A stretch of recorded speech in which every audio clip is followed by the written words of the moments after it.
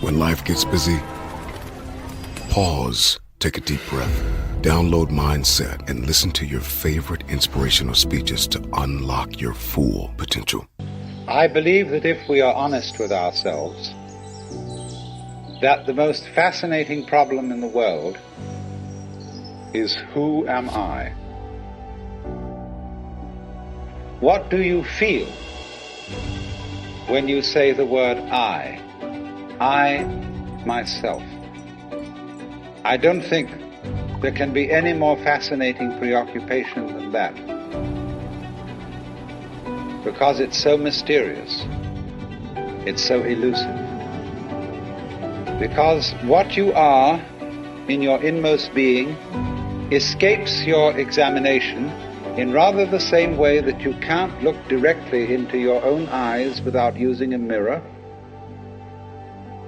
And that's why there's always an element of profound mystery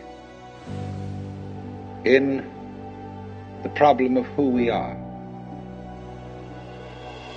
This problem has fascinated me for many years, and I've made many inquiries. What do you mean by the word I? And there is a certain consensus about this, a certain agreement.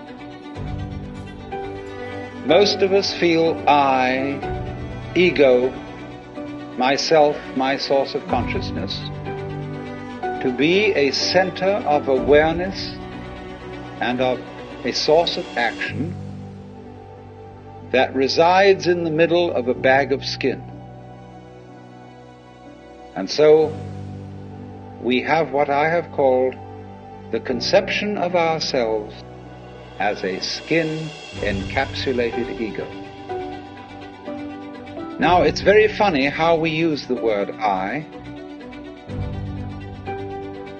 If we just refer to common speech, we are not accustomed to say, I am a body. We rather say, I have a body. We don't say, I beat my heart, in the same way as we say, I walk, I think, I talk. We feel that our heart beats itself, and that has nothing very much to do with I. In other words, we don't regard I myself as identical with our whole physical organism. We regard it as something inside it. And most Western people locate their ego inside their heads. It is not so in other cultures. When a Chinese or Japanese person wants to locate the center of himself, here, to what Japanese call the kokoro, or the Chinese call shin, the heart, mind. This, I have concluded, is the ordinary, average conception of what is oneself. And look at the way children, influenced by our cultural environment, ask questions. Mummy, who would I have been if my father had been someone else? You see, the child gets the idea from our culture that the father and mother gave him a body into which he was popped at some moment. Whether it was conception or whether it was parturition is a little bit vague. But there is, in our whole way of thinking, the idea that we are a soul, a spiritual essence of some kind, imprisoned inside a body. And that we look out upon a world that is foreign to us. Now, actually, it is absolutely absurd to say that we came into this world. We didn't. We came out of it. What do you think you are? Supposing this world is a tree. Are you leaves on its branches, or are you a bunch of birds that settled on a dead old tree from somewhere else? Surely Everything that we know about living organisms from the standpoint of the sciences shows us that we grow out of this world, that we, each one of us, are what you might call symptoms of the state of the universe as a whole. But you see, that is not part of our common sense. Western man has for many centuries been under the influence of two great myths. When I use the word myth, I don't necessarily mean falsehood. To me, the word myth signifies a great idea in terms of which man tries to make sense of the world. Now, the two images which have most profoundly influenced Western man are, number one, the image of the world as an artifact, like a carpenter's table or a jar made by a potter.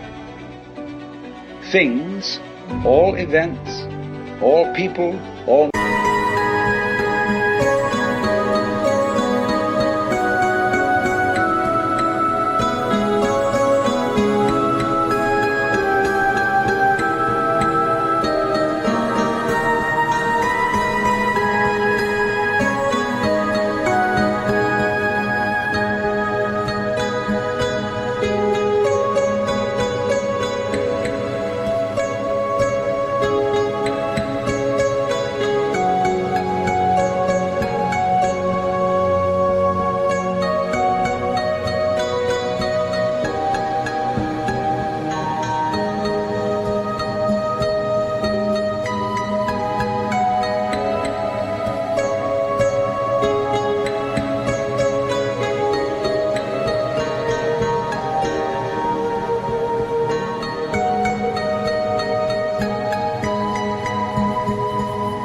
mountains, all stars, all flowers, all grasshoppers, all worms, everything are artifacts.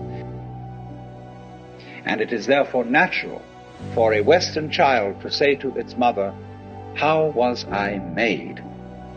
That would be quite an unnatural question for a Chinese child, because the Chinese do not think of nature as something made. They look upon it as something that grows, and the two processes are quite different.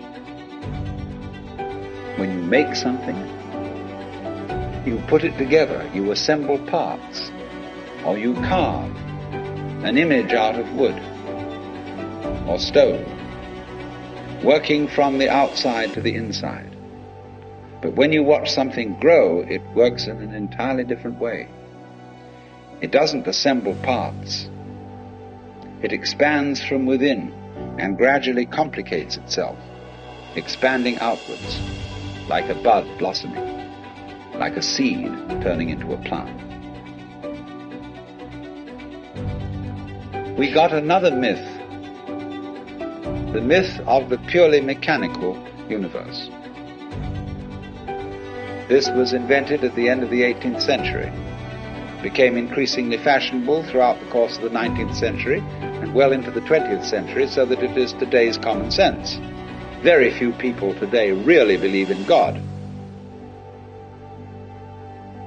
So instead, it has become fashionable, and it is nothing more than a fashion, to believe that the universe is dumb, stupid, that intelligence, values, love, and fine feelings reside only within the bag of the human epidermis, and that outside that, the thing is simple.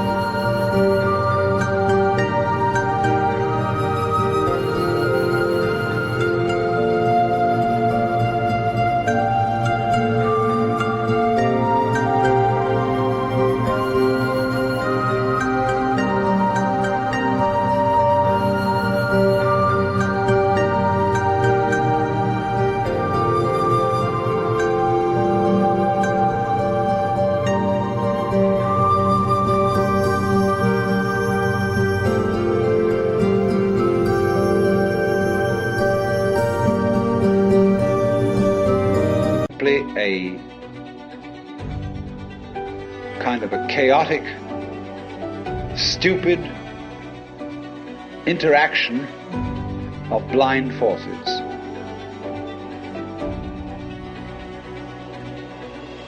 Now, these ideas don't make any sense, because you cannot get an intelligent organism, such as a human being, out of an unintelligent universe. The saying in the New Testament that figs do not grow on thistles nor grapes on thorns applies equally to the world. Look,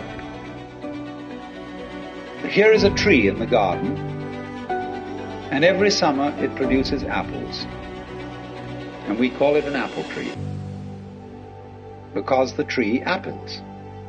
All right. Now here is a solar system inside a galaxy, and one of the peculiarities of this solar system is that at least on the planet Earth the thing peoples, because you see, we grow out of this world in exactly the same way that the apples grow on the apple tree. We've been hoodwinked into the feeling that we exist only inside our skins. We need to experience ourselves in such a way that we could say that our real body is not just what's inside the skin, but our whole total external environment.